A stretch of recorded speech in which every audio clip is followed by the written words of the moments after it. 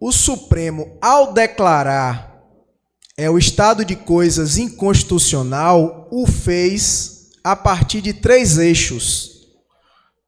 E esses eixos, inclusive, ele meio que aderiu aos termos da inicial da DPF. Quais seriam esses? Que foram detectados dentro do sistema carcerário: superlotação e precariedade das unidades prisionais, entrada indevida e desproporcional de presos. E aqui vai aquela questão que eu acabei de falar.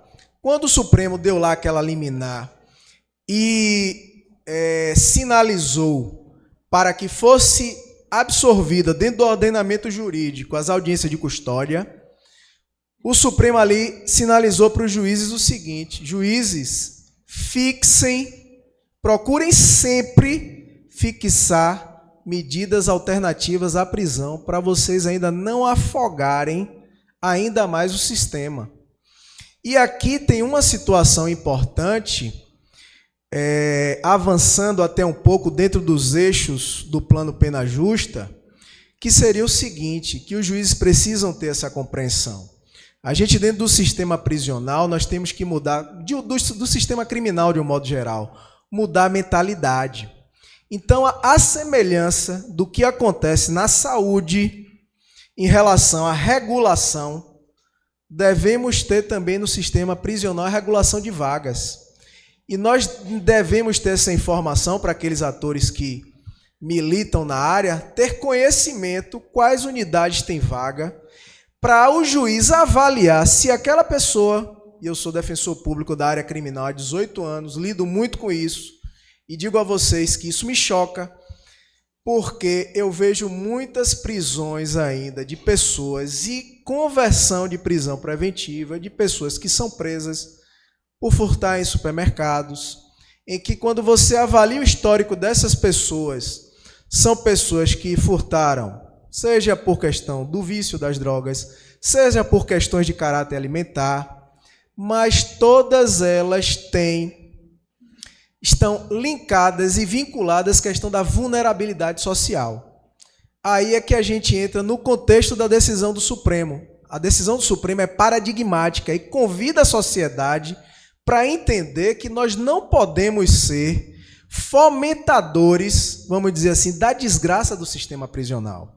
Porque se nós sabemos que lá já está tomado por facções criminosas, como é que a gente vai pegar aquela pessoa que já está em condição de extrema vulnerabilidade, que o Estado não fornece absolutamente nada, e é o que a gente estava conversando ali, joga dentro do sistema, quem está lá e vai utilizar como soldado, acolhe, bota debaixo do braço, e aí nós estamos alimentando de forma perversa, e nós aqui, considerados sociedade de bem, vamos sofrer e pagar por isso, né? Porque as coisas é causa e consequência. Infelizmente, o sistema de justiça ainda não consegue enxergar a problemática do sistema dessa forma. Não existe, a própria colega aqui falou, respostas simples para problemas complexos. Mas a gente pode passar a adotar medidas que minorem essa situação. Como estava aqui a colega aqui preocupada com o avanço das facções. Nós temos medidas para tentar atenuar isso. Obviamente, basta vontade e política pública. Então, essa votação, esse julgamento no Supremo é um chamado para o sistema de justiça para compreender de que a gente precisa olhar para o sistema criminal. E uma outra questão que o Supremo também colocou como eixo no estado de declaração, estado de coisa inconstitucional, foi a permanência irregular do preso. Todos vocês aqui sabem que muitas vezes eles cumprem pena além do título condenatório, do que está expresso no título condenatório, bem como existem situações, seja por falta de vaga, em que há incompatibilidade do regime prisional com o cumprimento de pena.